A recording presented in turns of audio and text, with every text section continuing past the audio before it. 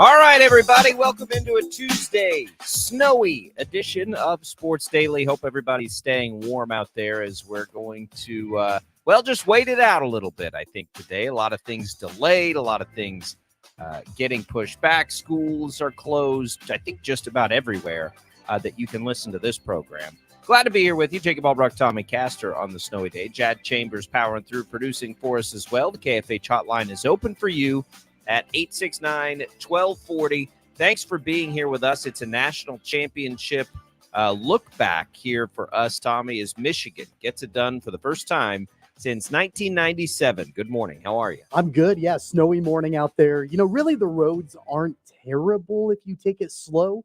That's Okay. the big caveat there. If you take it slow, you take your time with the snow kind of ending and all of that. Hopefully by the day's end, by the time rush hour traffic at the end of the day comes about, things will be a whole lot better. But just, if you have to get out today, take it slow, take it easy, take your time, all of that, and you'll get to where you need to go pretty safely. Yeah, and it's one of those things too. Like once the blowing snow stops, which should happen, I think, here while we're on the air, then I think things will get a lot better too. And the crews, if they're out there working, kind of stay out of their way, let them get things plowed out, and we'll be just fine. We'll get through this thing, and then we'll get ready for another round. I think later in the week, maybe not as much snow, but some just nasty temperatures that'll have an effect on the Chiefs wild card game. We'll get into that later in the show, but let's talk about the national championship. 34-13, Michigan wins. First one in a while since 1997. Jim Harbaugh gets it done. There's a big fat asterisk. They cheated. They got caught cheating. Dude, what does that mean to you with this? I think they had enough quality wins, by the home stretch, even after the fact, that it's probably not something where we're trying to take this one away from them, Tommy, but there's an asterisk. It's like the Astros. Could they have won all those games? How long have they been doing it? How much of an impact did that have on, different players coming in, all those things? But they were able to use it as motivation. And they stuck to their guns and they got it done. And I probably, the final score, I know it got out of hand there at the end because of some turnovers and stuff, but really Michigan dominated the game anyway. So the final score was pretty indicative of how that game played out. It's what I feared. I told everybody yesterday, look, I'm just going to bet from the heart on this. I really don't want to root for Michigan, so I'm just going to go with Washington. And you know what you're afraid of in these kinds of matchups sort of played out when you have a defense that's been that good for that long, going up against a great offense who's never really played against a defense like that. Defense does well in those environments, in those situations. And, that's what happened. Penix didn't look good at all. He got nicked up, but not until later in the game. 2 interceptions, barely 50% completion. I don't know if that was his worst game of the year, but it probably was his worst game of the year without going back and looking at every individual performance. Harbaugh gets it done. And now, everybody wonders what he's going to do. Tommy, what'd you think of the game last night? Well, Michigan really dominated up front, I thought, on both lines of scrimmage, and especially on the defensive line. I thought they dominated from start to finish, and they got after Michael Penix. They confused him. And one of the things that Washington is built around and why they've been so successful all season long is the opportunity and the ability for Michael Penix to find his high caliber receivers deep. That's what he does. He throws the deep ball, and his receivers typically have been able to get separation, and they've been able to pull in the big catches. And Michigan really clamped down on that. First off, they put pressure on Michael Penix. And second off, in the secondary, I thought Michigan did a phenomenal job locking down on some of those receivers, especially Roma Dunze. So, I thought it was a great performance defensively from Michigan. But I got to ask you this, and I got to ask everybody this. How many times while watching the game last night did you even think about the scandal that Michigan has going on? Because it was a big fat zero for me. I didn't think about it one time. It didn't cloud the game for me. It didn't ruin the game for me as they were doing the trophy presentation. Not one time did I think about the scandal that had happened earlier in the season. I just thought Michigan was the best team in America, and they got it done last night. I mean, that's what the problem. I thought about it a lot. I mean, the problem might be that they're the best team in America, but the issue is they cheated to get there. It's like the Astros. The Astros still had the best roster in baseball. but they cheated to win a World Series. Michigan cheated to win some of the games that they But played. how much And actual, like, and I'm not saying like there hasn't been proof, because there has been that there was cheating going on. But yeah, a but lot. but have we been able to quantify, like you say, the reason they got there was Yes, because they because cheated? Have we anecdotally been able to TCU found out quantify? about it last I'm year and look talking what happened about to this them. season. I'm talking about the Well, wins. it's the same They're 15 process they're though. 15-0, right? And I'm not trying to defend Michigan, because I agree that there was cheating going on, and there was punishments and all of that that came down. But I don't know if you can quantify the 15-0 season based off of what we know now that happened. I have a hard time, having A equal B in this scenario. Well, if you were good enough, you didn't need to cheat in the first place. That's number one, and you did. So it is very similar to the Astros. They had the best team. I think it's pretty clear they had the best team, but they had to cheat to But you get can there. quantify exactly the times when it actually benefited the Astros and the wins that they got, because like you could go back and you can watch the games and you can hear the banging on the trash cans and all of that, and you know exactly when it was they cheated, what they did, and how the game turned out because of that. I'm not sure you can connect all those dots with Two Michigan. things can be true. You can be the best team and you can be a cheater. Okay. I mean, I think both of those things are true.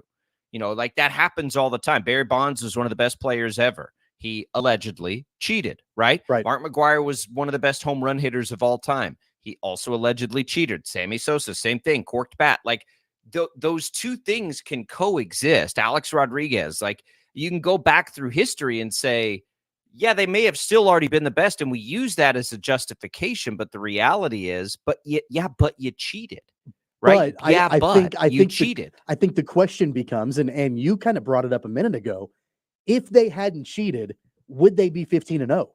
Right? I And probably, but we don't know. how many I mean, wins or that's the losses can asterisk. you take away from it because I of don't know. the sign stealing scandal? I'm not sure What that I you do can know is quantify that. the again, anecdotally, the one time we heard of a really good team catching on here, they got crushed last year in the CFP.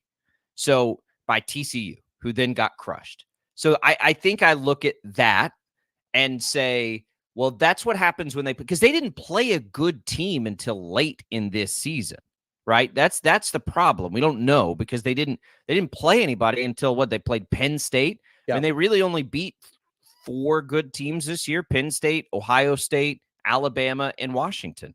So before that, they played this cupcake schedule. So it wouldn't have mattered maybe, but they did it anyway. And so it's like, well, why did you need to do it then? And again, like in their minds, they're sitting here thinking, well, everybody does it. And like, nah, don't care. You cheated. You got caught.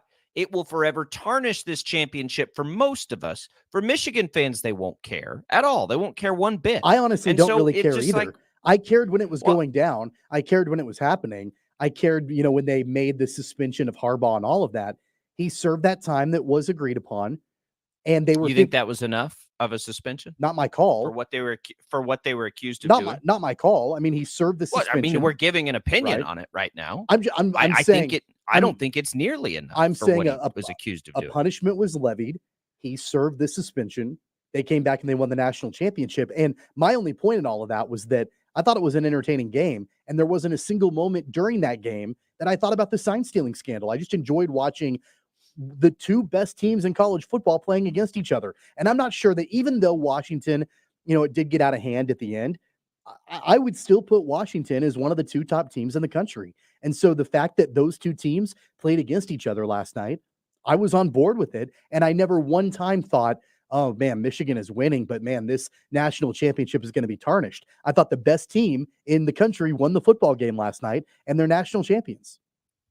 I agree. And I also think it's tarnished because they cheated. And so like it's fine. Like they absolutely went out there and earned their championship, but they also cheated. And so for me, yeah, it's tarnished. It's gonna have an asterisk and nobody really cares. And that's fine. Like I don't mind not caring if they cheated. I just don't want to justify their cheating because they cheated. You're misunderstanding. I'm not saying that I don't care that they cheated.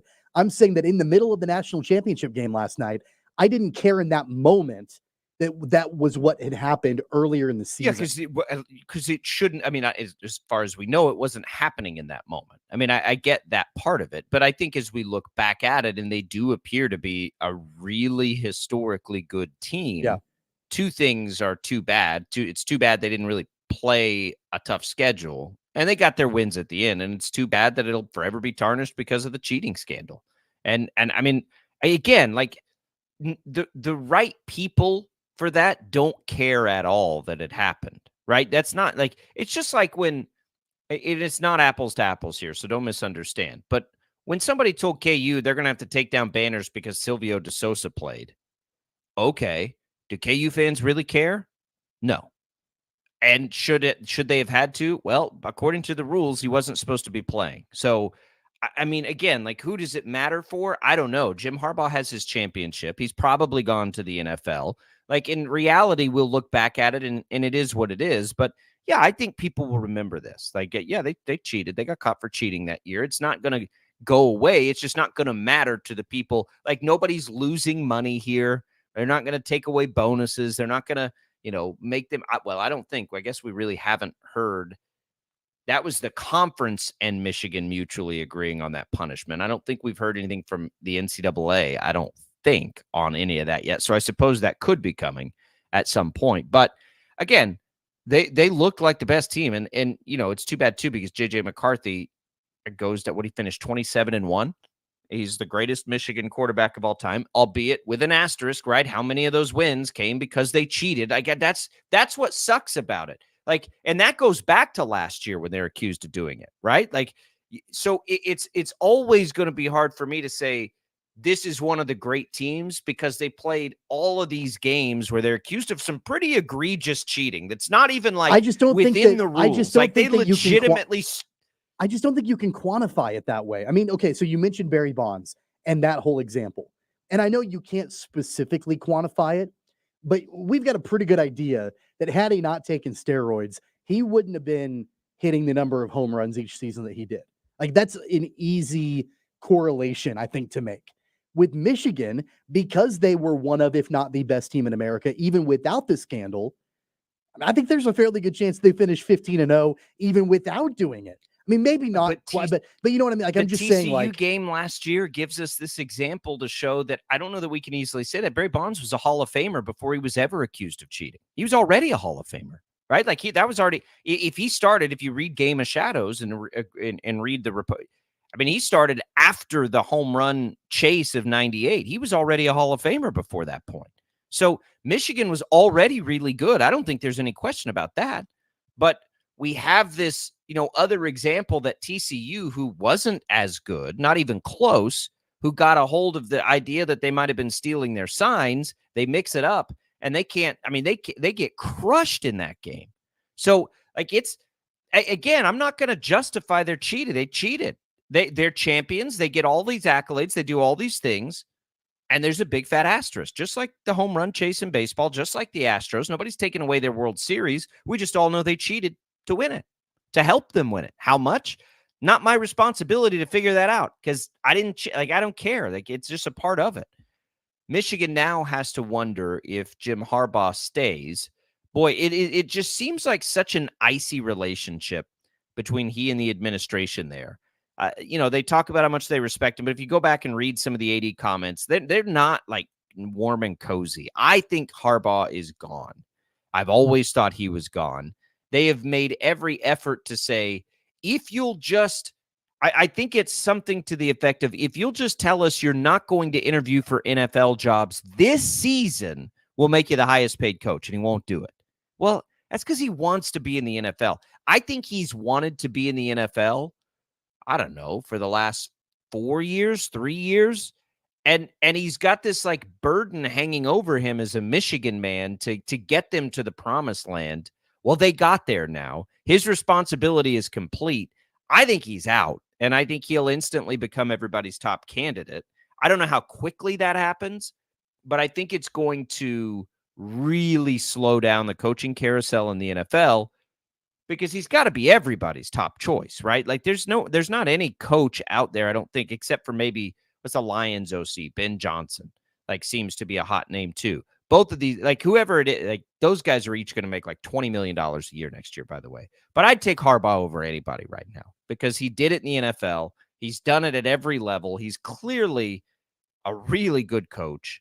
And he's always, to me, seemed like he belongs in the NFL more than college football. Just seems like a more natural fit for him.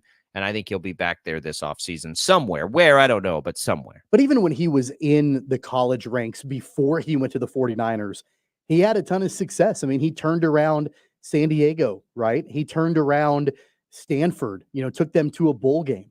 So he's had a history of doing that basically at every stop that he's been at. Had a great tenure for the most part with the 49ers. So I do think that he's an incredibly attractive candidate. I think he's gone. I think especially after the win and with what happened this season, what more does he have to accomplish at Michigan? I think he checked that box, and he can go back to the NFL. I think the Chargers make a ton of sense. He's got history with that franchise. I think that makes a ton of sense for him to go and take over that team and work with Justin Herbert next season. So I think that's probably the prime location for him. I know the Raiders are really interested in him. I'm just not sure that fits. I don't know if the Mark Davis personality and the Jim Harbaugh personality fit each other. And I don't know if the personnel on that team, if that really works for who Jim Harbaugh is. So I think the Chargers are probably the most likely place. I give it a matter. They have a they've never paid a coach before, not under this ownership. So I don't think it'll be them, because I don't think they're paying a coach $20 million a year. They've got the prized, pig in Justin Herbert there, So I know, but they've go back and look at who they've hired. They've seriously wanted discounted coaches forever. I don't think they're going to break that. I think like Chicago, I think Chicago makes the most sense. And then I think there could be jobs that aren't open yet that might be. Atlanta would pay a coach, and would be interesting. I think I don't know what his motivations are. He was by a lot of accounts willing to take the Minnesota job. So I don't know if like location matters, if situation it means everything. I have no idea. LA, the Chargers makes the most sense because of his history with the organization. They would just have to do something they've never done before and pay a coach. And so I don't know if they're going to do that. But we'll see. That it's funny too that's immediately the aftermath, right? Like that's the headline. Like, oh, Michigan won a national championship. Now where's Harbaugh going? It's enjoy it, Michigan fans. You're the only ones that care. That's what I'll tell you. Like nobody was rooting for you. Everybody was rooting against you. When you say what's their stupid saying that they keep doing? Like, who's better than us? Nobody. Who's got it better than us? Nobody. Yeah. Enjoy it. You're the only ones. Like, no, you had nobody in your corner there. So have fun with it. And your coach is going to leave, I think, very soon. So, we'll see what they do in the aftermath. Don't come knocking on any of our coaches' doors. I'll just say that. 869-1240 is the IHOP hotline. You can get in touch with us that way. We've got a lot to talk about today. We can begin to look ahead at some NFL playoffs. Of course, we'll do that. We've got K-State tonight in action, the men, and all kinds of good stuff to talk about. The coaching carousel has been really slow. Not as many firings, I think, on Monday as we thought. We'll get into the latest there as well. It's Albracht and Castor at Sports Daily on a very snowy Tuesday.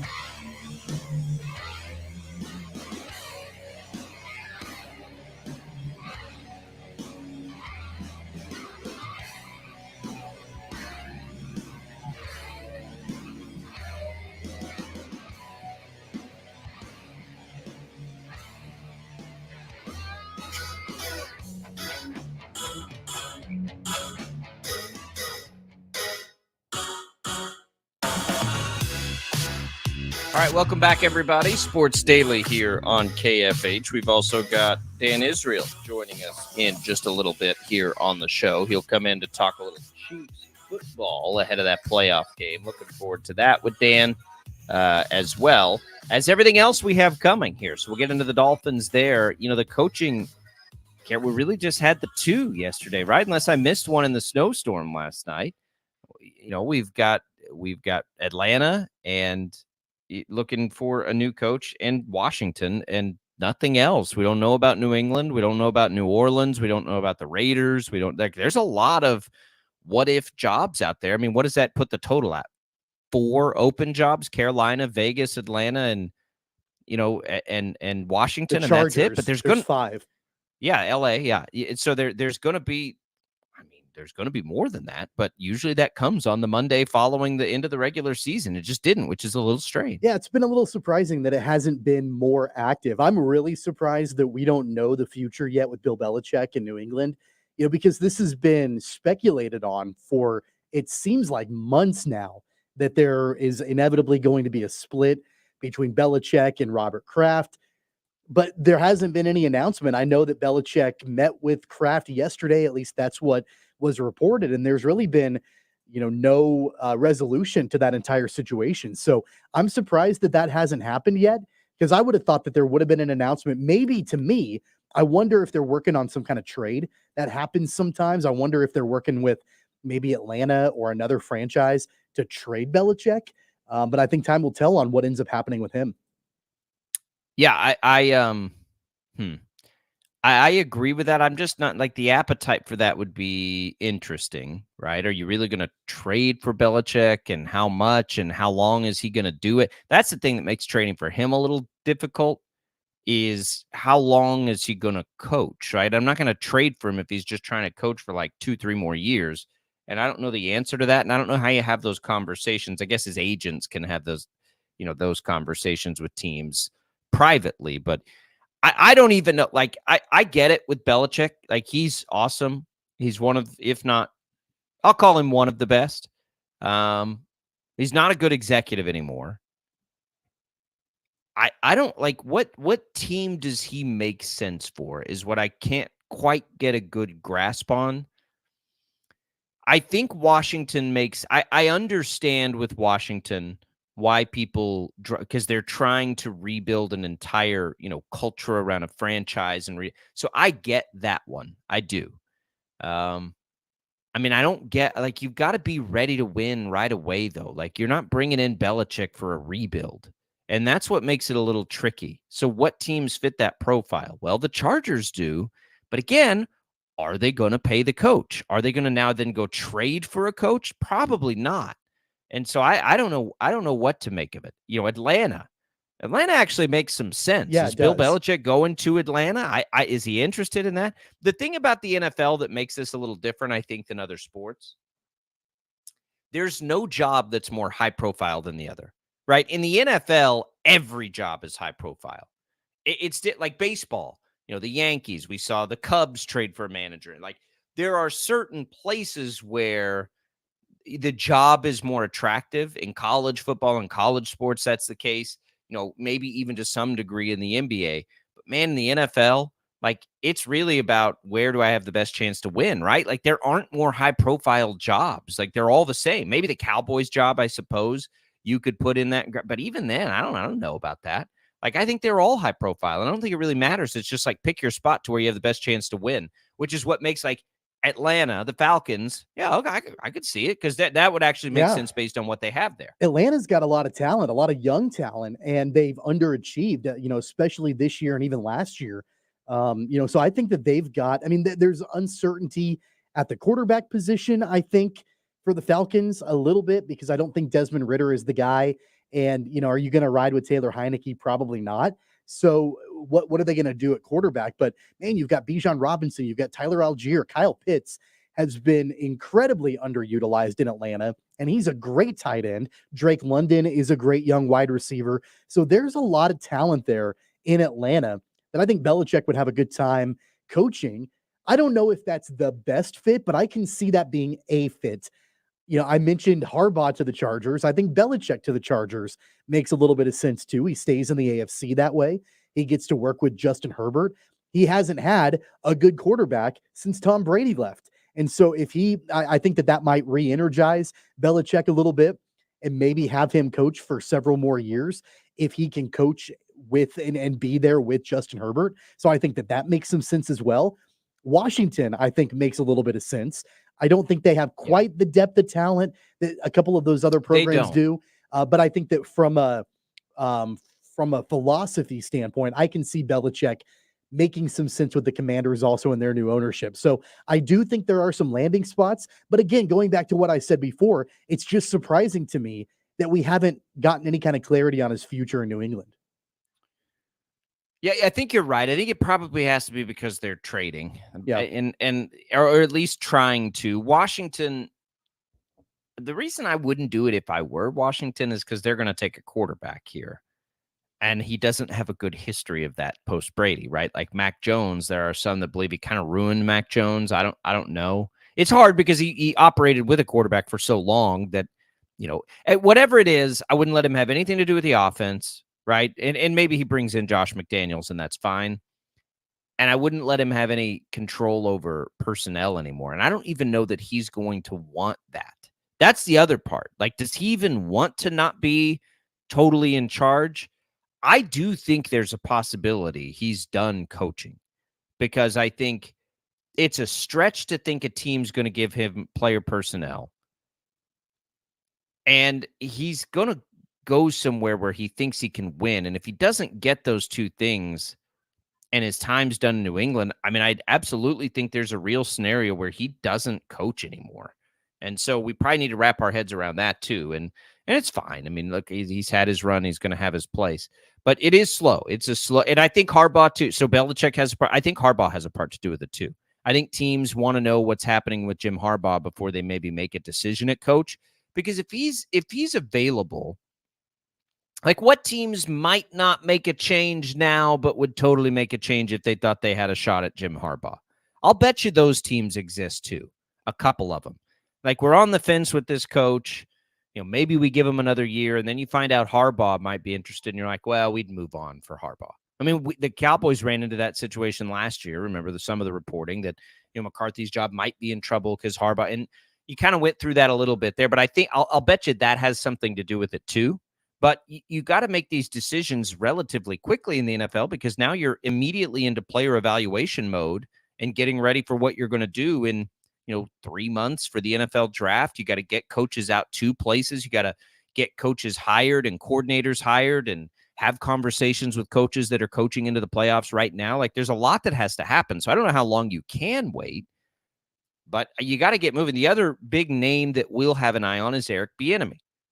Do you think this is the year Eric Bieniemy gets the job. I think halfway through the season, it was a slam dunk yes. Washington fell a little flat, and now it's like, well, maybe, I don't know. There are people in Washington that want him out of Washington because of their struggles offensively late in the year.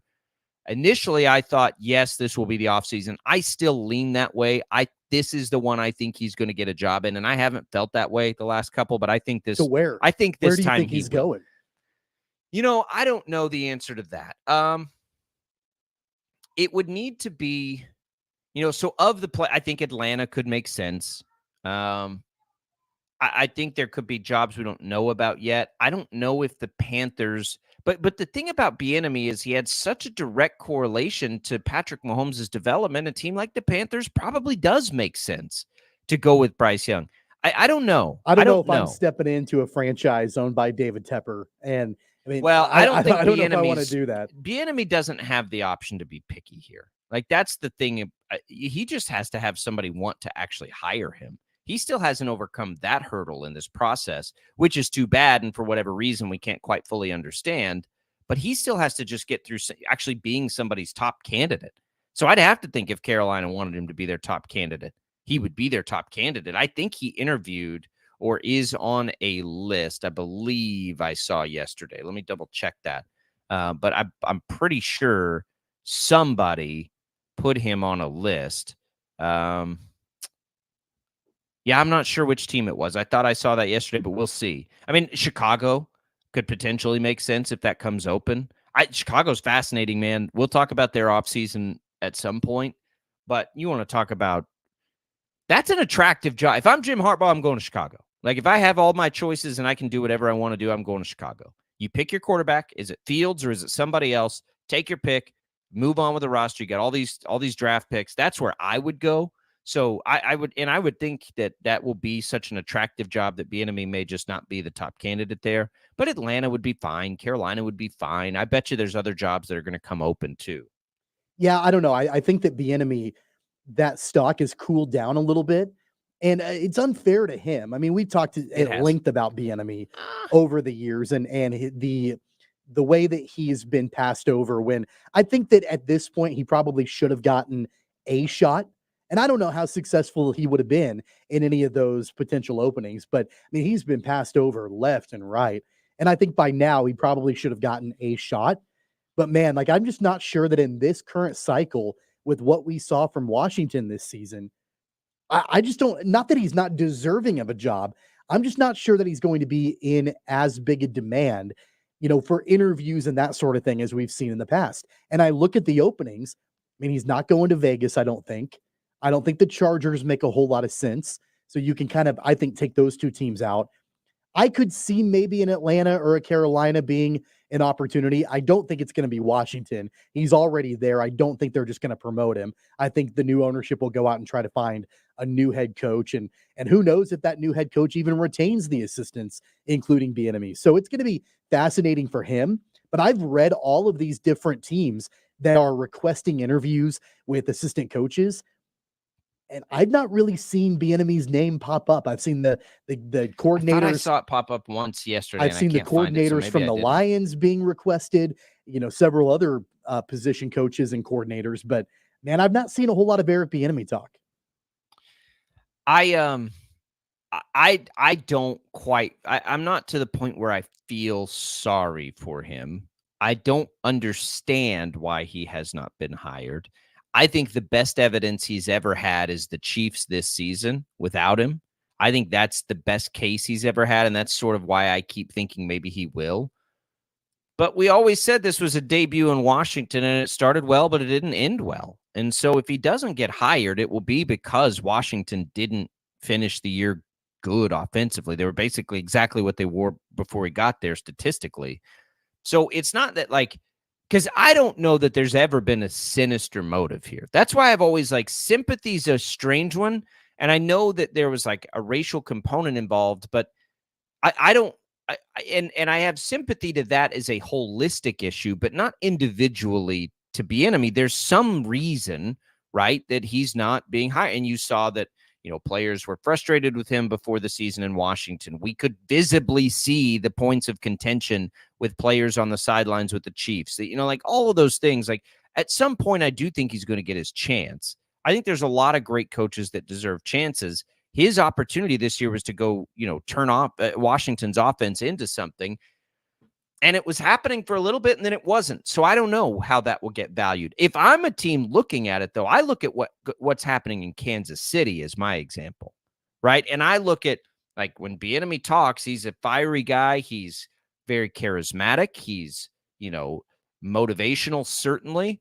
Like, if I'm in Atlanta and I'm looking at all that, and I've got interest there for sure because I think he's a good coach. I think that I think that's that for Atlanta, sure. if there's going to be a franchise that Eric Bieniemy lands on as a head coach next season, look at Atlanta, look at Carolina. Those are the two teams that I think make the most amount of sense, and especially Carolina because of the young talent and maybe needing some of that discipline. Needing that what Bieniemy brings to the table. The Panthers have been an unmitigated disaster the last couple of years, and they've cycled through coaches.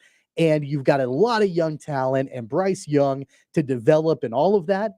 Maybe that's what David Tepper needs, is somebody that's got the discipline of Eric Bieniemy to come in and set things straight with that franchise moving forward. So if it's going to be Bieniemy this season, I would look at one of those two teams.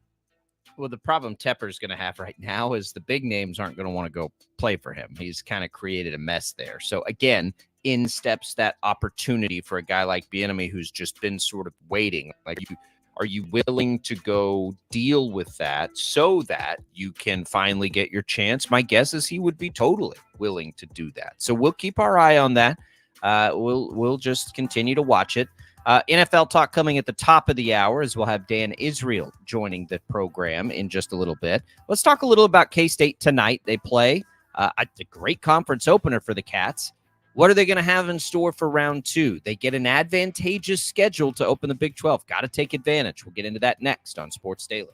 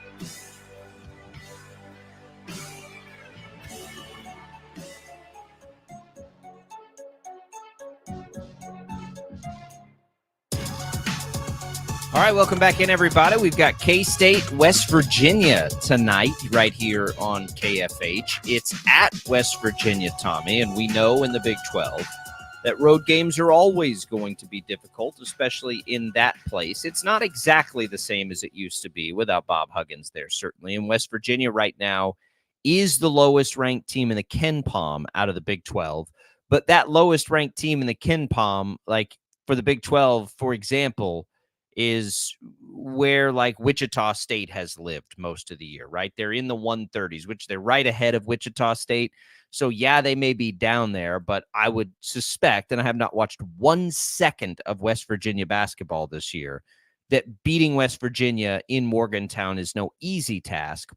However, it's one K-State needs to accomplish here. K-State needs to get a win, like this, because that just means the other road games are going to be even more difficult.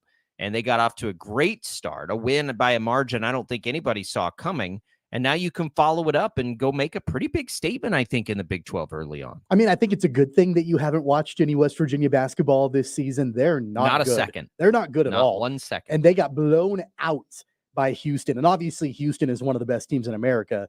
And that was in Houston, though, right? I know, but that's a really difficult way to start off your conference schedule, to go to Houston when you're a team that's struggling. They lost 89-55, and they lost by 44 points to Houston. I mean, that's bad.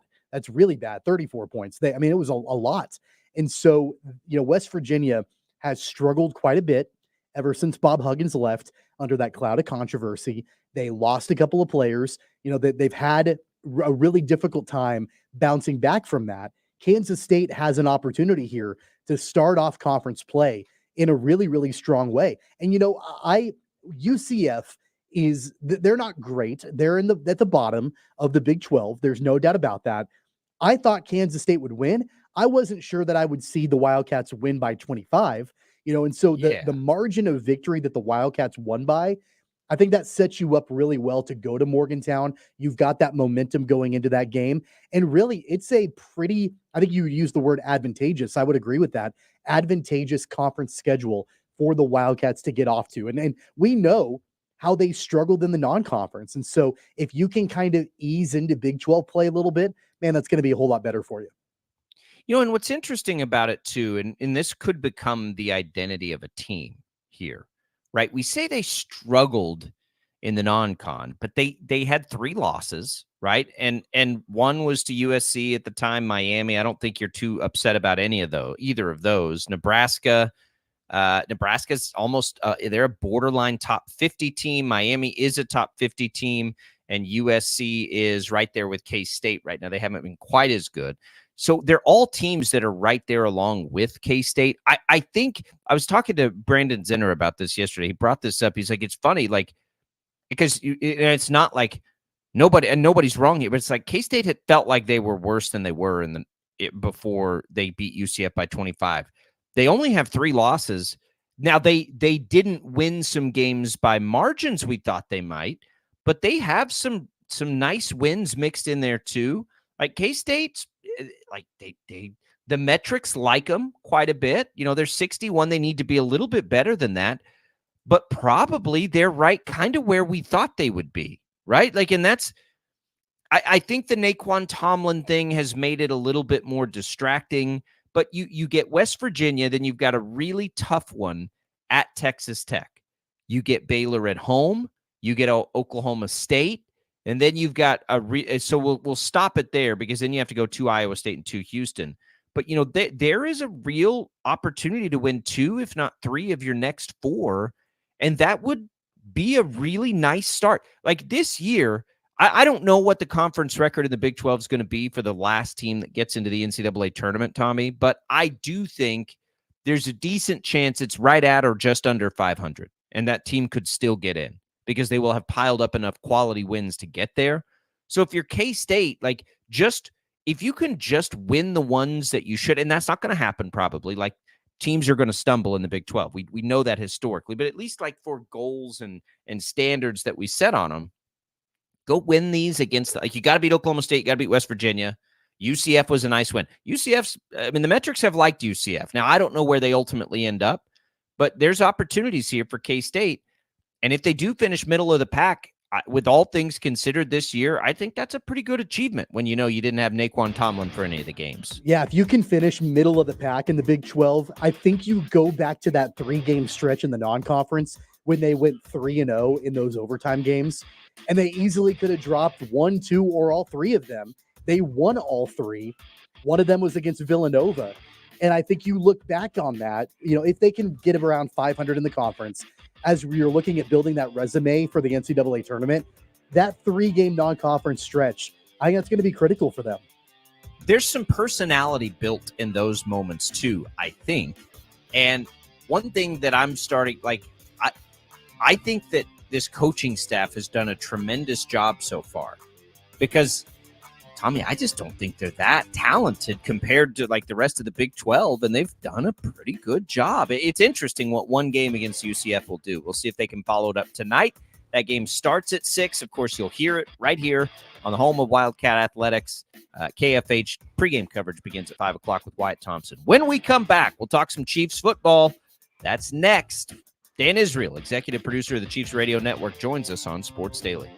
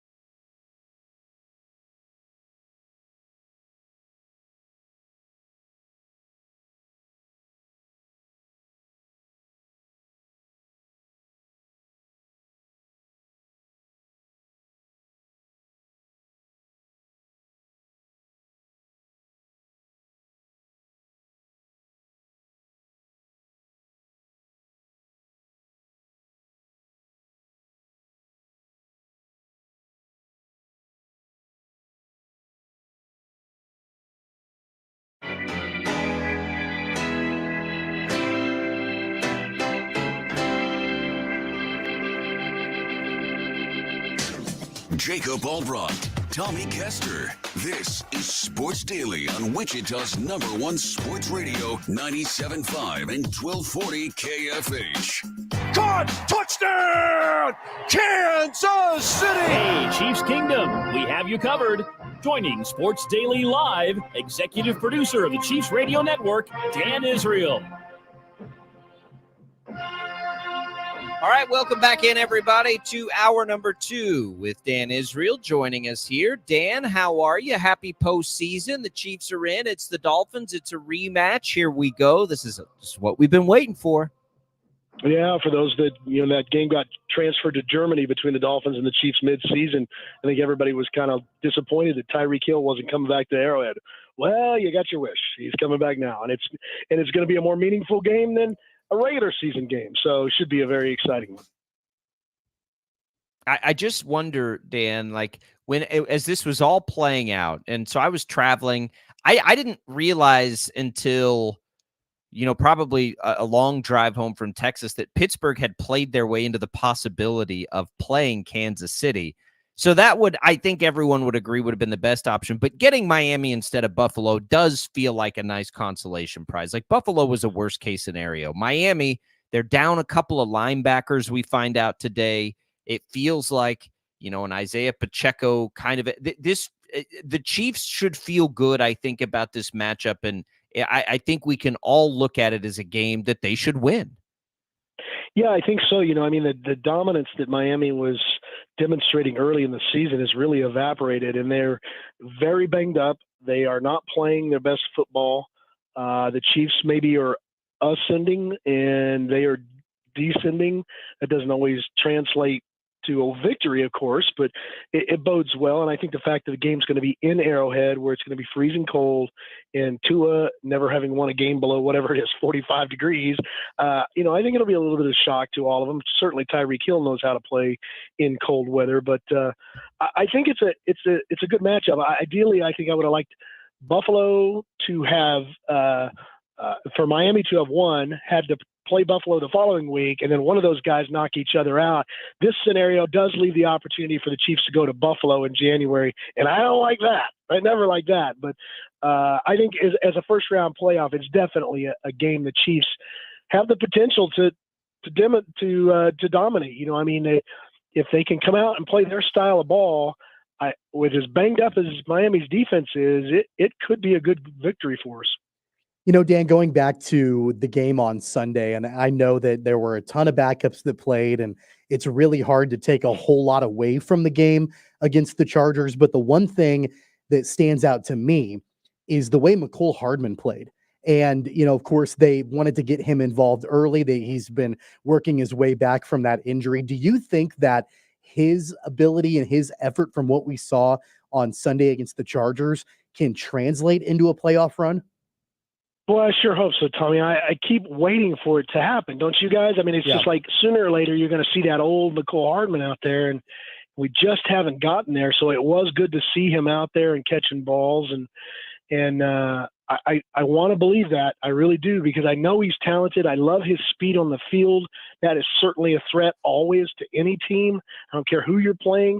When you've got a fast receiver out there, to some degree, you have to protect yourself against that, because if he gets behind you and he's got wide open territory, his chances of increasing or of catching the football increase, even under the circumstances we've kind of played all season. So I think so. I do know the way Coach Reed, I always thought in the 90s with Marty Schottenheimer, he was so motivational. He'd come into the locker room and he would get the guys so riled up to play. I think the one area that always hurt him was when you got to the playoffs, there was just no step up. There was no place else to go because you'd been doing it all year. Coach Reed doesn't do that. And so I think one of the things we've seen out of the last 6 years or the last 10 years, if you want to go all the way back, is that when they get to the playoffs, they do kind of find another gear and another energy. And if the Chiefs locker room can do that, and McCole Hardman can do that and can kind of return to his former self, I think it'll be an outstanding performance on Saturday night. Well, don't you think, too, just as we look at motivation, it's easier to find this year than in a lot of recent years where the expectation was just that the Chiefs were better than everybody. I'm not sure that expectation exists this year. I think most people would say, if you had to poll 100 people, I think the majority would say Baltimore and Buffalo would be ahead of the Chiefs. The Chiefs, who can play with a chip on their shoulder, have a big chip to place right there. The defending champs, right? No respect. That's like the easiest motivation in the world for the Chiefs to go find. Yeah, you would think so. And I think one of the things that has been kind of missing all year is that sense of competitiveness in the locker room. It's as if you've got whatever 6 or 8 receivers in there, and none of them are necessarily rising to the top. You always think somebody's going to take advantage of that opportunity, and it really hasn't happened. And when you are the world champions, you get all the teams' toughest games against you, right? I mean, everybody's bringing their A game. That only goes so far. I really think that, if you're a champion and you know what it takes to be a champion, you should have a leg up, and you should be able to use that as motivation to say, hey, I'm up on the hill. I'm going to stay on the hill, and there's nothing you can do about it. And just the kind of Decembers that both the Eagles and the Chiefs have had, it's been an interesting season. I mean, you've got Buffalo, who looked like they were down and out, who climbed their way not only back into the playoffs, but a division championship. So let's see the Chiefs do that same thing, climb out of this hole, and let's get going. One of the concerning things from the game on Sunday against the Chargers, Dan, the injuries that we saw happen on the offensive line. And it had been something that, I know that the Chiefs have been dealing with, not even just from the game on Sunday, but even last week and the week before. Where do you think things stand now, injury-wise, health-wise, with the starting offensive lineman that we can expect this weekend? Obviously Wanya is a big deal. The good thing about that is it's concussion. The bad thing about it, it's just concussion. You never really know how they're going to, evolve over the week. Sometimes guys come out of that protocol by Thursday or Friday. Sometimes it takes 2 weeks for them to get out of it. And so you hate to see that. I don't know the status yet of Donovan Smith, whether he would be back, whether he could. This is kind of it seems like the recent curse of the Chiefs, right? We get into the playoffs and all of a sudden we lose a lineman, and you tend to forget how valuable these linemen can be until they're gone and they're not playing well. And but always a concern because you can't carry that many. It's not like you go into a game with 12 linemen. You go into a game with 7 or 8 guys, and 5 of those have to play. So if a guy or 2 goes down, you're already at the bottom of your depth in terms of offensive line. So you never want to be there. I thought it was good that they got Nick Allegretti in the game. They did some switch up. I don't know if you guys noticed they were moving guys around and getting them practice in Sunday's game against the Chargers at different positions, just in the event that they have to use that. And while no one wants to see it, it's always good to know that the Chiefs are prepared for it. So just as we look at the Dolphins, Dan Israel, executive producer of the Chiefs Radio Network, it doesn't look like Xavier Howard's going to play either. We know that, Bradley Chubb is out. Defensively, the Dolphins have just been decimated. They've got, Melvin Ingram in there mixing it up a little bit. Like I don't know. Is there an opportunity to, and I know the weather's going to be cold, but when the Dolphins are down that many guys, and we just in this conversation, I think we've listed off 4, 2 of whom would be, Pro Bowlers, maybe 3 after the year Van Ginkel's having. Like, this is a big opportunity for the Chiefs offense, who's had a week off, who's had time to prepare, time to, maybe get a little, right a little bit. Is it a get right game for the offense, do you think, with what we're looking at in Miami? Yeah, Jacob, I think a little bit it is, but I think, and that Van Ginkel injury is a big one as well. And so for them to be down 3 linebackers, and I just don't know how you stop a guy like Isaiah Pacheco with your starting linebackers. How are you going to do it with backup linebackers, right? I mean, it just seems like it's a perfect recipe. That, the cold weather, it just seems like a day that if the Chiefs were ever going to run the football, ever just going to put it in Isaiah Pacheco's hands and say, go get us this victory, it ought to be against the Miami Dolphins. I feel like that is definitely a recipe for at least controlling the clock and kind of managing the Dolphins, who can score 30 points. And I think the difficulty for the Chiefs is we haven't been able to score 30 points this season offensively. So you really do want to kind of smother that offensive prowess of Miami somehow. And they did an excellent job of taking Tyreek Hill out of the game in Germany. It was fantastic. And I think, you've still got a banged up Waddle. You've still got a banged up Tyreek Hill. They're probably going to run the football too. I mean, if I were them, I would say their best chance at winning is to control the clock and run the football on us. But I think for the Chiefs, it definitely is a recipe where I'd love to see, Pacheco get 130 or 40 yards. I think if he does that, we move on to the next round. So knowing all of that, Dan, if you are Andy Reid this weekend and knowing what you know about the wide receivers and knowing what you know about the injuries with the wide receivers and the production and what we saw from McCole Hardman last week, who do you have starting at wide receiver? I'm thinking Rashee Rice, obviously. Do you put McCole Hardman as a starter? Do you throw MVS back out there, give him another try? What are you doing if you're Andy Reid starting at wide receiver? Yeah, I always think it's interesting the way Coach Reid kind of game plans against another team. He looks at it less about the player. Well, and I'm putting words into Coach's mouth right here. So, and let me just say it for the record, glad I'm not Andy Reid this weekend, because that's a tough call. But the way I sense that he game plans and what I've seen is he takes and he finds a matchup that he likes.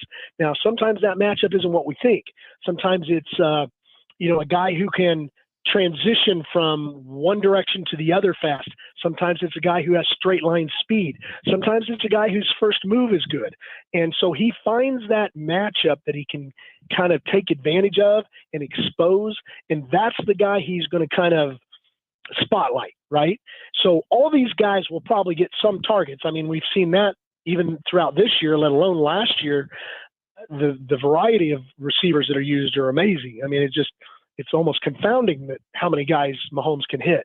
So I think you'll see everybody get a shot, a target, but I think he'll find a guy or two that he thinks matchups is a good matchup against the Dolphins' defensive secondary or even defensive line, and kind of take advantage of that. That's the way he kind of game plans, which is, frankly, it's very Belichickian in that you take away their best player kind of. He's taking a crack in the dam, and he's not sticking his finger in it. He's prying it open. And so I guess that would be the best answer I could give you, but I certainly think he'll feature at some point Rashee Rice, because Rice is just having too good a year not to. But I think, he'll use Hardman's speed, maybe some of his jet sets, and I think you'll even see MVS out there as well. I think what's interesting too, Dan, is we know and we've talked about like what needs to happen for the Chiefs to be successful. But the one thing that can't happen that takes it away is the key turnover, the key mistake that allows Miami to get maybe easy points or points they shouldn't get early. Like, as much as it is like the Chiefs have to make sure whatever this second receiver is doesn't make a key drop or run the wrong route or do anything else. Like, mistake free allows you to run the ball too. That's something that they haven't been able to cure, even as they've run the ball more. But it feels amplified now in games like this. Yeah, Jacob, you're absolutely right. I thought one of the most encouraging things about 2 weeks ago against the Bengals was they had a second lowest penalty total for the season in that game. And one of those penalties was an early unnecessary roughness penalty, which, as Dana Hughes always says, sometimes you wear a penalty. Sometimes you're going to say, hey, I'll take a penalty, but I need to send a message here. And if it costs me a penalty to do it, I'm going to do it. And that was Mike Dana's version of saying, I think it was Mike Edwards actually, saying, look, this isn't going to be an easy day for you. I'm going to be unnecessarily rough all day long. So get ready. So I'm even okay with that. So I really felt like they did a great job of improving that. I think the timeliness of the penalties and the mistakes has also been a significant factor. You cannot turn the ball over in the red zone. You cannot have these penalties that kill drives and put you so far behind the chains that it's just ridiculous. And so I feel like they did a better job of improving that. I thought last week against the Chargers was also better, but it's such a weird game with all the backups in there, it's hard to kind of translate that. How is that going to play against the Dolphins on Saturday night? But if they can continue what they did in the Bengals game, and even taking away one or two of those critical mistakes out of the 3 or 4 you're making, it certainly improves their chances. I also think with our defense needs to go make them have a mistake. They need to get the ball back. They need to steal a possession somewhere. If the Chiefs can eliminate two critical mistakes, and the defense can steal a possession, I think you come out as a victor. But again, the Chiefs just don't have the offense to recover from these 3 or 4 huge mistakes like they've made multiple times throughout the season. And if they don't clean them up, if they haven't improved them in a permanent fashion, going to be a long day for the red and gold. Speaking of the defense, Dan, how much were you holding your breath throughout the game on Sunday when you saw Chris Jones continuing to play in the game all the way through midway through the third quarter? Yeah, it was, this just goes to show how tough it is, right?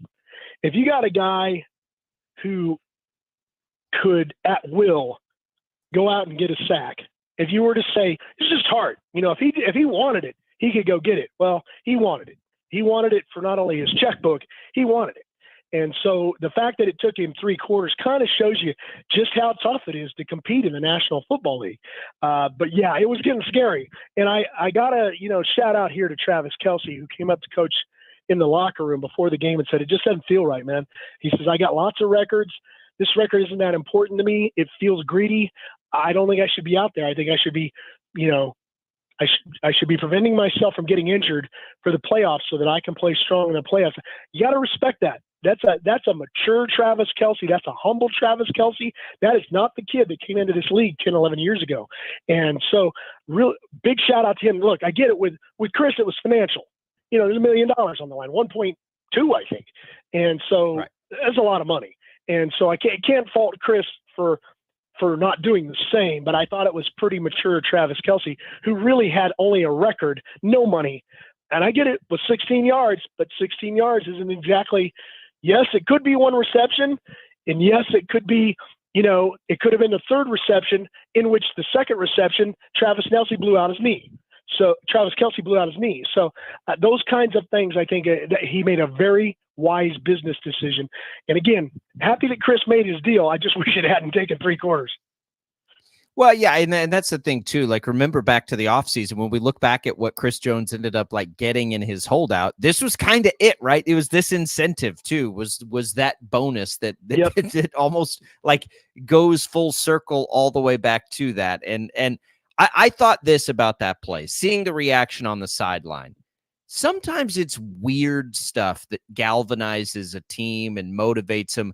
But for a season where we've seen more infighting, more frustration than we have in this generation of the Chiefs roster, to see that scene, you never know, right? Maybe that's the thing that sort of puts the ship in the most correct direction it's been all year and gets everybody on the same page and leads to the Chiefs playing their best. I don't know. That was a pretty interesting scene. And Mitch's call was incredible on it, of course. But it was certainly good to see that when we've seen so much of the other this season. Yeah, I think you're dead on. I think when you look at that, and there's been a number of games now where Charles Omenihu and Chris Jones have kind of gotten at each other on the sidelines, and then eventually, half a quarter later, they hug and kiss and make up. And I think there are probably people that say, well, Chris Jones really hurt himself in the locker room for his behavior preseason, and he's not a leader in the locker room anymore. That's hard to argue when you saw the way they reacted. Even Isaiah Pacheco was involved in it. It was the offense in there too. I mean, there's something about Chris. He's just this big teddy bear, infectious kind of kid-like behavior that people like. And it means a lot to him. Playing means a lot to him. I think we talked about it early in September that him sitting up in the stands just didn't feel right. And that's when he went back to his agent and said, get this thing done. I want to play. And so while I was frustrated with it, I think fans were frustrated with it. I even think the locker room and coaches were frustrated with it. I think you see at the end of the season that all is forgotten, and those guys just really love Chris Jones. And it's hard to deny. There's no reason a guy has to do that on the sideline. There's no reason he can sit on the bench and just look at the Surface tablet if he doesn't feel something for Chris Jones. That didn't happen. Everybody got involved in that. And so I think you see what a leader Chris Jones is in the locker room. I think you see how his teammates feel about him. And frankly, as much as they love the fans, that's what matters most to them. And so you're right. It does galvanize them. It does it not only increases their bond, but I think it reveals to us just how deep that bond goes. Yeah, it's good stuff. All right, Dan. Well, the thing that everybody's annoyed with, and I feel it, is the streaming only Peacock nonsense that the NFL's laid out in the playoffs. But the good news is you can hear the game just as the same way you always hear the game on the Chiefs Radio Network on our Odyssey family. What do you guys have planned for the broadcast this week? Jacob, at this point, I'm just hoping my voice returns. It's been 4 or 5 days of this sound. It's even annoying me. Yeah. So that's my personal goal, is just to get back on the air, not be on the injury list. But I'm sure we'll have a good game. I'm waiting for the NFL. Not only does Peacock affect the viewer and listener, which is great for radio. You're exactly right. For us, we want people listening anyway. But they're changing the format of the game itself for Peacock. That makes me just want to slap the NFL. I honestly don't understand that. I don't see why you would change things for one game, for one guy, but that's what they're doing. This Peacock thing is definitely a thorn in my saddle, and I'll be glad when we get it done, because it's odd, right? And first of all, the NFL stacks all 3 AFC games up in the worst time slots. What's up with that? I don't understand sometimes. It's just like we want the Dallas Cowboys, the San Francisco 49ers, the Philadelphia Eagles, and the New York Giants. Every other team, whatever. It's the way it feels sometimes, right? And I feel like we kind of drew a short straw. I know there's some guys arguing out there, Peacock really wanted this game because they want to get subscribers. Could be. It's going to be an epic game. It's odd that it's going to be on such a restricted platform. Well, I think there's probably a Taylor Swift aspect to that, but I don't understand though why the NFL would want the smallest platform for its most high-profile viewership game, because that's, call it what you want, but there is the defending champion aspect. There's the celebrity of Mahomes and Kelsey. There's the celebrity of Taylor Swift tied to this too, and they won't have as big an audience as they would have. But I don't know how that process works either. Fans are going to have to suffer through it. We can listen to the game the same way, so we're appreciative of that. Dan, have a great call. You guys have a great broadcast, and we'll see next week if we're right back here talking about another postseason game. Let's hope so. Appreciate it, guys. Have a great week. Go Chiefs. There goes Dan Israel, executive producer of the Chiefs Radio Network. We'll come back. We can digest some of that, look at some of the other games as we make our way through this snowy Tuesday. Stay safe out there, everybody, today. It's nasty. I'm getting all kinds of emails in on the newsroom email from KWCH, and boy, it is a mess out there. So hang tight, stay warm, stick with it. Hopefully it'll warm up enough that we can get out with the kids and enjoy the snow later today, but be safe. We'll be back with more Sports Daily right after this.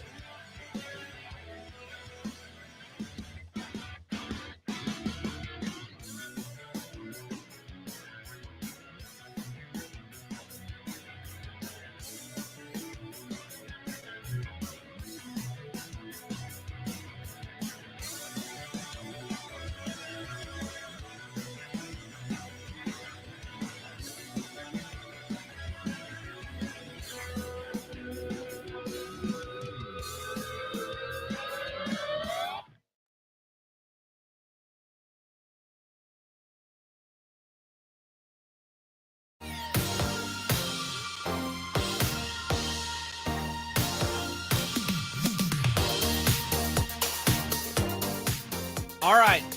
Welcome back in, everybody. Sports Daily. Jacob Albracht, Tommy Castor. Appreciate Dan Israel stopping by for another visit with us. If you missed any of that, you can go back and listen for free on the Odyssey app. Interesting stuff there. I thought, Tommy, I am starting to fall in love with the Chiefs in this game, like as a bet, and which is always dangerous, right? But it does feel like this is lining up for them very nice. Miami has been decimated by injury. Miami has to come to what will be brutally cold weather, which has never been good for them historically. I don't know how it could be good for any team that typically plays games in warm weather. Buffalo did everything they could to hand Miami that win on Sunday night, and they still couldn't get a win. I think Miami is trending way downward. I think the Chiefs are at least trending neutral. I kind of think they're trending a little bit up from their bottom. And I just think the circumstances around the game in just about every way favor the Chiefs. Can I just say, I hate that narrative of warm weather teams not being able to play in cold weather.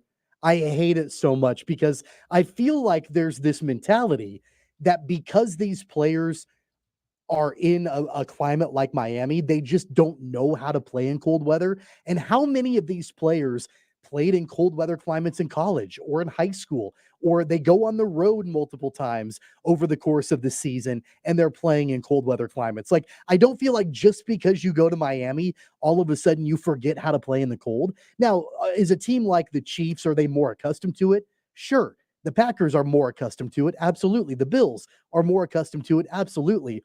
But I hate this narrative that all of a sudden, I feel like this thought is they're going to be like the Keystone Cops out there and they can't figure out which way to run because it's cold outside. Like, I don't think that's the case at all, just because they're in Miami. I think a lot of these players know how to do it. Now, I do understand the stat that Tua hasn't won when the temperature is below a certain temperature. He's not used to that sort of thing. I think they can, take that to their advantage if you're Kansas City. But man, I don't like that overall narrative that all of a sudden teams don't know how to play when it's cold outside.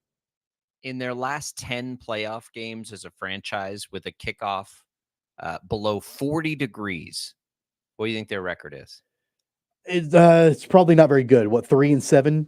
4-10. Okay, fair enough. 0-10. Fair enough. It's a narrative because it's a narrative. It's a narrative because it's true. It's a narrative because history has yeah, played it out don't you year think after year after year. But don't you think it gets overblown a little bit? Players. Like, it's just like all of a sudden you don't know how to play football in cold weather? I think if you put no, it's not that. It's just that you're not used to it. You're not practicing in it. You're not doing all these things. I think if you put Aaron Rodgers in Miami, he wouldn't be near the cold weather quarterback he is in Green Bay. What changes? He's played in Green Bay for the majority of his career. It's not like he forgets how to play in the cold weather. No. That's not what I'm saying. I'm saying, like, if Aaron Rodgers is the quarterback of the Dolphins over his career, he's not as good of a postseason quarterback in the cold weather as when he's in Green Bay. You're used to your circumstances. Tom Brady a worse quarterback in Tampa Bay when he left New England? That's a cold weather climate. I don't think it works both directions.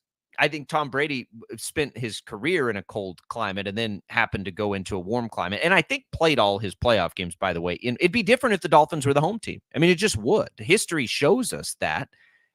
It's hard. Like, why are, you're not used to it. That's all it is. I don't think it's a knock on any player individually. So, like, Tyreek Hill knows how to play in the cold weather in the postseason. Has he been gone too long? I don't know. He's hurt. It's going to be a tough comparison to make. I think style of play matters quite a bit. And the Dolphins haven't, in a lot of those years been a run-based team. They will be that this time. That is an interesting dynamic here, is if Miami has its way, it's also going to want to just run the ball a ton, right? And that would be the thing. Going back all year, right? We've talked about this since, I don't know, probably halfway through the season with Miami. It's like, maybe they could buck that trend this year because they can run the ball. Like, they are a run-based team. With explosive as they are in the passing game, they're a run-based team. So they do have a little different DNA stylistically this year that would make it somewhat interesting. But the proof is in the pudding. History's there. They don't travel well in the postseason. They don't play in cold weather well. And it's not just one team, right? It's been like a bunch of versions of it. I think that tells you it's not so much that these specific players can't do it. I think it's more of when you play in practice in Miami all year, it's a little jarring to have to go to, Kansas City or Buffalo in January. It's going to be I can explain it sub-zero. Okay, Jeff. I think I can explain it watching the traffic like I do for the Steve and Ted show in the morning. Kansans know how to drive in this kind of weather. We have to do it every year. But I noticed the first time it happens every year, there's a lot more accidents, a lot more wrecks, a lot more slide-offs than there are if it's, say, the third or fourth time we've done it. I think it's a good point. And look at what happens in Dallas if they get a little ice. They shut the city down because there's so many accidents, right? So I do think it's like you're just not used to it. Again, I don't like it as a narrative of like these players are soft and they can't do it, because I don't agree with that. I will agree with you there. I just think it's you're not accustomed to it. You're not practicing in it every day. Not that the Chiefs are either, right? They'll probably practice indoors, but they do. Occasionally, you get out in it. You get out in it and feel what it's like. Rick Rodgers loved to get out and practice in it and be miserable. And I think he's had things where he's talked about, like, you just have to get used to being in it so that you can thrive in it more than your competition. And so I don't know. I do think it matters. Absolutely, I think it matters for these teams that have to go get in it. I mean, if you take me from the beach in Miami and plot me here in January, like, it's going to take me a minute to get back used to that. It sucks. And I think it sucks for them too. But they can run the ball. So that's the X factor probably this year. Yeah. So I was at Arrowhead for the AFC Championship game last year against the Bengals, and it was incredibly cold. And I think pretty similar to what we're going to have this weekend in Arrowhead. I think so too. Yeah. I want to say the temp was like 15 or something. It was pretty close to zero wind chill. Yeah, it was brutally cold. And I'm in Arrowhead. I'm with thousands of other people, and everybody's kind of like huddled up and trying to stay warm. But I remember watching that game, and I know that Cincinnati is also kind of a cold weather climate, but there was never a moment in that game where I thought, man, I just don't think these teams are performing at a high level, because of the weather. I just thought it was a football game. The Chiefs, which have been a high flying offense, have played fine in cold weather. I think that's what I mean. Like, they're used to it. Buffalo's not going to have any problem with it. Like, Dallas is going to have a problem with it if they have to travel to Philadelphia or San Francisco. They wouldn't have to travel to Philadelphia, but if they have to travel to San Francisco and it's cold, they play in a dome. Jared Goff plays great in a dome. He doesn't. When you're used to something, you're used to it. And so, yeah, I think the biggest question, make it to its advantage. The biggest weather question for me, and I haven't looked at the forecast, it's less about the air temperature and it's more about the wind. Is the wind going to be strong on Saturday? Always. Like, that's the biggest thing, because we know that the Dolphins have Tyreek. We know that even though Jalen Waddle's been banged up, they've got him. They've got speed, and Tua likes to throw the deep ball. And if the wind is a factor, then that's going to come into play. Now, I'm kind of with you, and I'm kind of with Dan. He talks about the way that the Dolphins run the ball. Devon Achane is a pretty solid runner. I don't know how healthy Raheem Mostert is going to be, for the game on Saturday. I know he didn't play last week. I'm not sure his injury designation right now. So I don't know if we're going to see a double dose of Achane and Mostert together, but their running game is pretty elite. And I do agree, especially if there's any kind of wind on Saturday, they're going to have to really focus on running that football, controlling the clock, having sustained drives, because I just don't think that airing it out is going to be the way that it works. I think one of the, if not the biggest key for Kansas City in this game will be to tackle Achane. Like, you cannot let them break off 2-3 massive runs. That's going to be the thing that gets the Chiefs into big trouble. I don't even care if Miami's moving the ball, right? Picking up first downs. You cannot let them pick up big plays in the run game. If they're getting first downs, if they're kicking field goals, don't care. They can't beat you because Achane, you've done a great job on 2 downs, and then Achane breaks one off for 60 yards. You know what I mean? And that is like for Miami, who, has struggled historically in the cold weather, running the ball is the key to that, right? Running the ball and playing good defense and tackling and not missing assignments. That's how you win it. That's why Baltimore looks pretty primed to do well, right? Because they run the ball and because they play sound defense. The Chiefs have to play that sound defense that we've seen them play most of the time, which is why I asked Dan Israel, like, how key is it that the offense doesn't screw the defense on that, right? Not give the defense a chance to do its thing. I think this, and we'll see what the weather does in each individual game. Who knows? The way this winter is off to a start, my guess would be that the Chiefs do not play a nice weather game until potentially the Super Bowl. That would be it. Otherwise, you're going to be playing in bad weather every time you play in this postseason. I think that's interesting when you look at teams that might be able to be successful in the postseason, right? Which teams can play good defense, which teams can run the ball. I think those teams, even more than ever, will have an advantage because kind of home field goes through those places. But the Chiefs have an opportunity here to take advantage of their strengths. They are built to play cold weather football this year, more than they ever have been, probably. And so go do it. And whether you're playing in Kansas City or Buffalo, that's going to be the case. Who cares? Or Baltimore. You're going to be playing in cold weather no matter what you do here. Do it well. That's what they do well. That's why I like them a lot in this game. I think all the signs point to right now advantage Chiefs. We'll see about, their own injuries, and they of course have to execute it. But I really like the Chiefs this week, and I really like them minus. I think it's moved to 4. I think Miami's in trouble. And look, they get a chance to go bust this narrative themselves. And they're as equipped to do it this year offensively as they have been. Defensively, I think they're in some trouble. Boy, if it's cold weather and the Chiefs want to run the ball, you don't want to be down 3 linebackers, right? Like that's... Yeah, can you imagine getting hit by Isaiah Pacheco? I want running all the Pacheco football when props. it's 10 degrees outside. Man, No. like that's gotta sting. And especially when you're down a bunch of linebackers that you're probably playing backup. By the way, did you know the only 2 healthy linebackers for the Dolphins right now are Melvin Ingram and Emmanuel Ogbah, both former Chiefs? Yeah. And hey, Melvin Ingram, the fountain of youth, man. I love Melvin Ingram, always have. He played big in that last game. He had a couple big plays. I didn't watch him on every play. He might have gotten beat on 10 plays too. I don't know. We'll continue the conversation. Just seeing a room, and I haven't looked at this yet, but just seeing kind of a story that Mike Tomlin mulling over, wondering if he's going to come back next year. Well, he's no longer on the hot seat. There's no chance of that. So we'll get into that story a little bit as we talk about coaching carousels and all of these things. Stay warm, everybody. We'll have more Sports Daily right after this.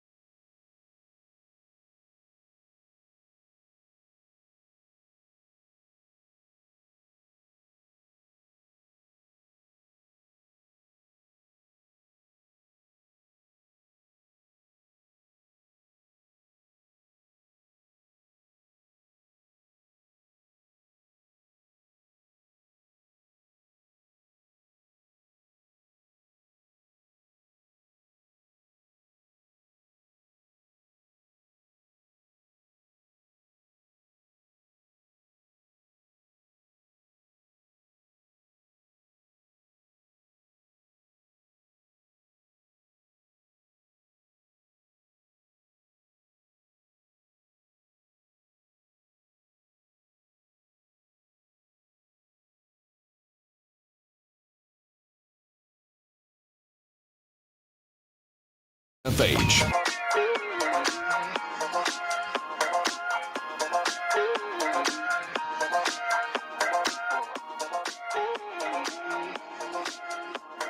All right, welcome back, everybody. Sports Daily on KFH. So I guess it's Schefter that there's real possibility that Mike Tomlin, who's still coaching in the playoffs, could step away after this season. He, at one point for a long time was the youngest coach in the league and all this. They haven't had a losing season in 15, how many years? However many years, a ton. 17 straight. 11 playoff appearances in those 17 years. I think he's 51. That would be fascinating. Mike Tomlin, I've always contended, is as good as there is in the sport. And man, there were people calling for his job. There's, all of these things. And I'm like, he missed with Matt Canada, but man, here's Pittsburgh with how many quarterbacks have they played this year? Sitting in the postseason, like this dude's an awesome coach and has proved it time and time again. And if he steps away, it won't be for long because he could have just about any job he wanted if he does that. Yeah, I'm surprised about this. I mean, I understand that, if I'm Mike Tomlin, yeah, I kind of want to go out on my terms. That's what Bill Cowher did, right? Bill Cowher left the Steelers on his own terms after having a lot of success. And the Steelers are an organization that they've only had a handful of coaches, right? And so I get it. I understand Tomlin wanting to control his own destiny. I just think that there's more there for Tomlin to accomplish with the Steelers. Yeah, they won a Super Bowl, but it's been a long time. And, the quarterback situation, I think, is unsettled. Kenny Pickett is probably not the guy that's going to lead you to a Super Bowl, and they've been riding with Mason Rudolph the last few weeks. So they got to get that figured out, and that might be a reason why. But, man, they do have some good young talent. If they can hang on to George Pickens, and if Deontay Johnson can, stay consistent and get that figured out, and Najee Harris and Jalen Warren, they've got good players, especially on the offensive side of the ball. And, oh, by the way, they've got TJ Watt, so they've got the talent, I think, to continue to be successful. I'm not sure that this is the right time for Mike Tomlin to step away. Well, you never know the motivations to do it. He may be sick of hearing about, fans sort of turning on him. It's been the strangest thing. I had these conversations with people when I go on CBS. It's not like a small contingent. There's a pretty large group that thinks it's run its course with Tomlin, similar to what happened to Andy Reid in Philadelphia, right? And maybe a change of scenery is the right thing for everybody involved. I think that Steeler fans have been a little spoiled in their expectations. And so the narrative with him is he hasn't been able to get it done without Ben Roethlisberger. And I would counter that with, yeah, but he had a lot of really bad Ben Roethlisberger years too. And so I think they've achieved a lot through a rebuild of sorts. Like they continue to make the playoffs even as they're rebuilding, which is really, really hard to do.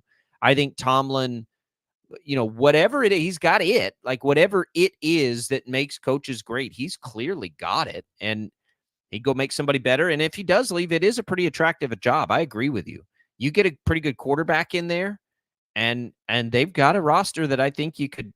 I mean, their big issue is the offensive line, but they've sort of been getting that in there.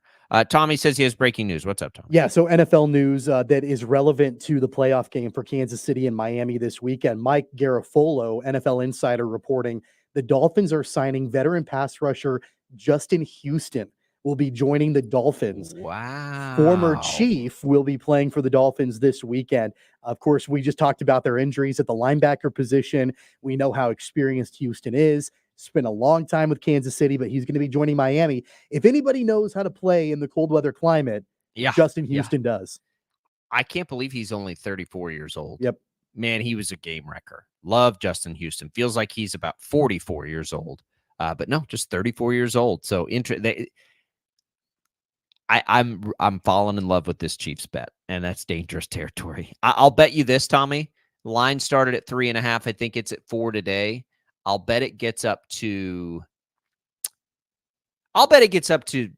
I want to say 6, but I'll say 5.5. I'll bet it moves that much further by the time we get to Sunday. I think this line's going to move a lot. I think the Dolphins injury news is going to start, snowballing a bit here.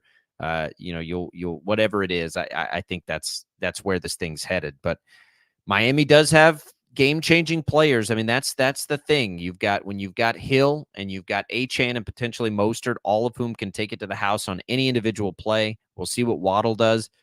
They're a dangerous team, but they're hurting right now, big time. And they have a tough road ahead of them. So we'll see. I like the Chiefs. It's on the Chiefs. I can't sit here for the last 2 months and say I still like the Chiefs in the postseason. I still like the Chiefs in the postseason. It's sort of lining up for them. We'll see if they can get it done. And what's odd about it is it hasn't, like, we saw rock bottom, I think, but it hasn't gotten like markedly better since rock bottom. I just still like the formula. I just still like the formula for them. It's as much that as anything else. Is I think they've got a formula to get there. And how often have we talked about the very narrow path that the Chiefs have to do, they have to play in to have that success in the postseason? Yeah. It is set up for this particular game. I don't know if it's going to be set up moving forward. If they've got to go to Buffalo potentially in January, and I don't know about that, but let's get through this game first.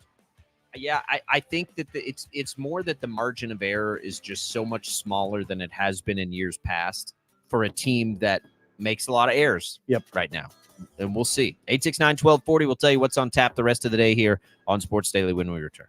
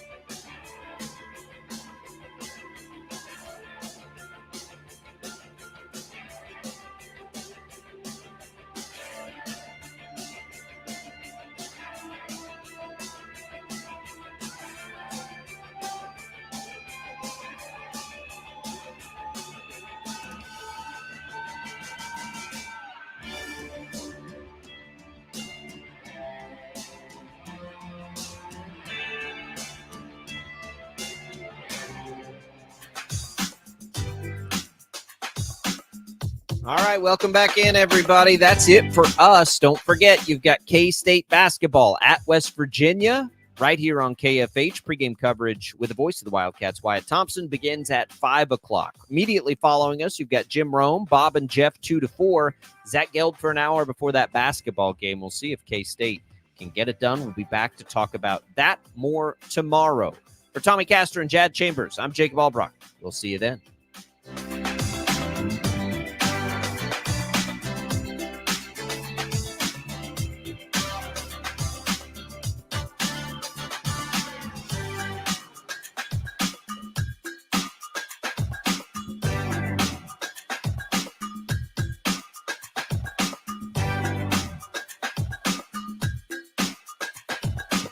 Sports, lighter news, and great comedy with Bob and Tom Mornings, 97.5 and 1240 KFH. Wichita, always live on the free Odyssey app.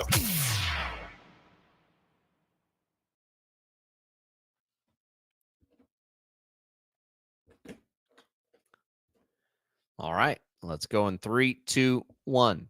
Coming up on a midweek edition of Sports Daily, we'll continue to watch the NFL coaching carousel and continue to get you ready for a Chiefs playoff game. We've also got our eye on K-State in the second Big 12 game. We'll break down the Wildcats in action on Tuesday night. On a Wednesday, it's Albracht and Castor at Sports Daily on Wichita's most listened to sports radio, KFH. Thanks, Chad. Be safe.